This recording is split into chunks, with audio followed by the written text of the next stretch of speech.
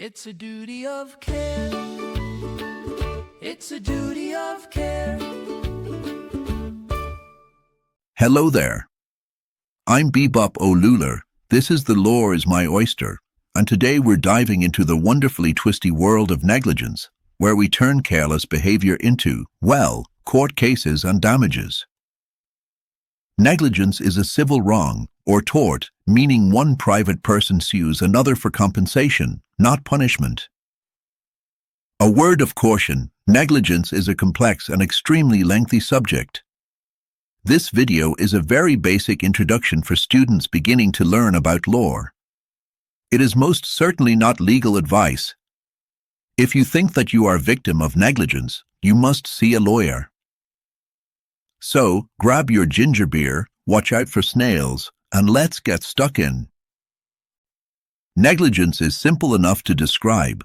Someone fails to take reasonable care and someone else gets hurt. But looks can be deceiving. To win in court, a plaintiff must prove four things. Duty of care. Was the defendant legally expected to be careful? Breach. Did they fall below the required standard of care? Causation. Did that mistake actually cause the harm? Remoteness. Was the harm reasonably foreseeable, not freakishly unlikely? The plaintiff must prove all four, no exceptions. If you miss one, then no compensation. No victory parade. Let's talk about the one that everybody has heard of, the duty of care. Our story begins with the iconic snail in a bottle. In Donahue versus Stevenson, Lord Aitken told us, "You must not injure your neighbor." And who is your neighbor? Anyone closely and directly affected by your acts, people you should have in contemplation. Ireland uses a three-part test confirmed in Glencar Expirations versus Mayo County Council. Foreseeability. A person owes a duty of care to anyone where they can or should reasonably foresee that they could injure somebody by their acts or omissions. Proximity. There must be some recognizable or ascertainable connection between the parties. The question of proximity is sometimes a policy decision where courts might look at the broader interest of the community rather than just the parties in court. Just and reasonable. Should the law impose the duty? It must be shown that it is just and reasonable to impose that particular duty of care on the defendant in the circumstances. So, not every clumsy moment becomes a lawsuit. The law draws boundaries, public policy matters, and courts expand duties incrementally, case by case. But if I was to put it in one sentence, it would be this. If a person at the time of doing something, or not doing something they should be doing, should foresee that what they are doing might harm somebody, they must take steps to avoid harming anybody. The failure to take those reasonable steps to avoid the foreseeable harm amounts to negligent conduct. You got that? What's that you say? That was 2 sentences. So sue me. Once it is established that a duty of care is owed to the plaintiff, the next question to be answered is, what is the standard of care that one must take for his or her neighbor? The answer given by the law is to ask another question. Did the defendant act like a reasonable person? Please understand that this reasonable person does not actually exist.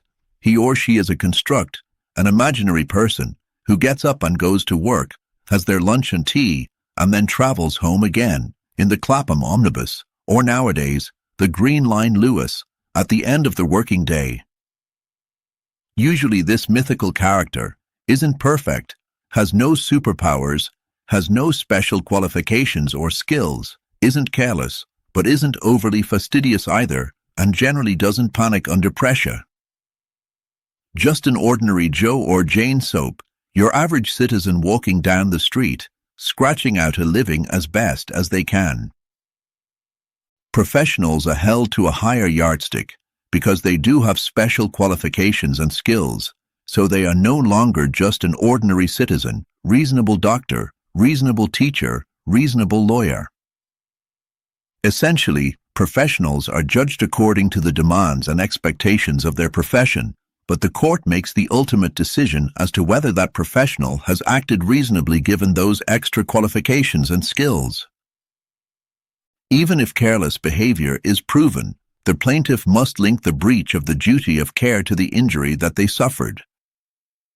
In other words, the negligent action of the defendant caused the harm to the plaintiff.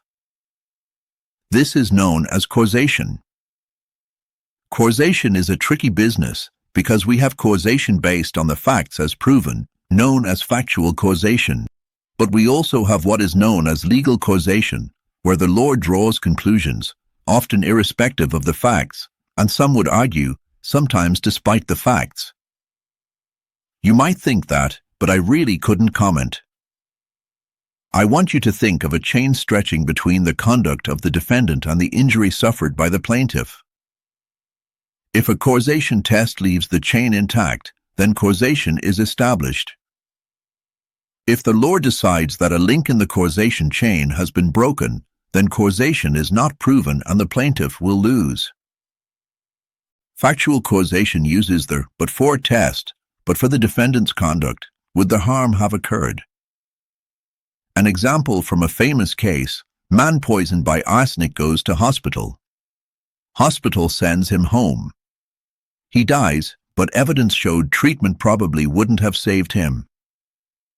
Therefore, the fact that they did not treat him did not cause or contribute to his death. Therefore, no causation and so no liability. Where more than one thing caused harm, courts allow partial responsibility if the breach substantially contributed to their harm. When it comes to legal causation, the court may cut the chain when, for example, someone else takes over responsibility or events become too remote.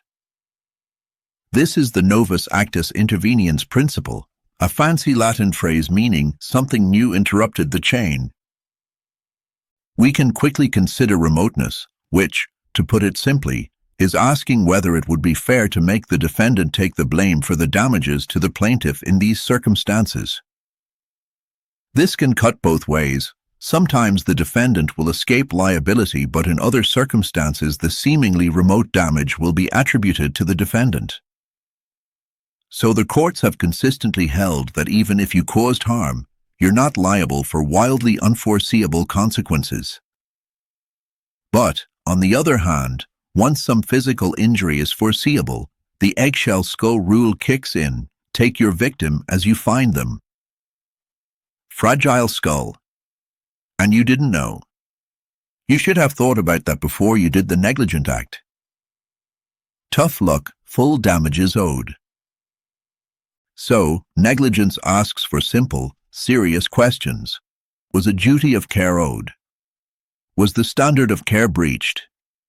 Did that breach cause their harm? Was the injury reasonably foreseeable, not too remote? If the plaintiff proves all four, the law awards damages, compensation for avoidable harm. And if not? Well, sometimes accidents are just accidents. I'm Bebop O'Luler. Thanks for watching. Stay safe out there, and I'll see you next time on The Law is My Oyster.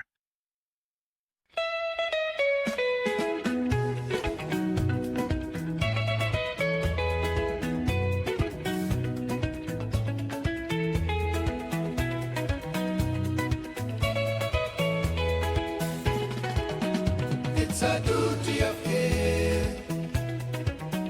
It's a duty of care.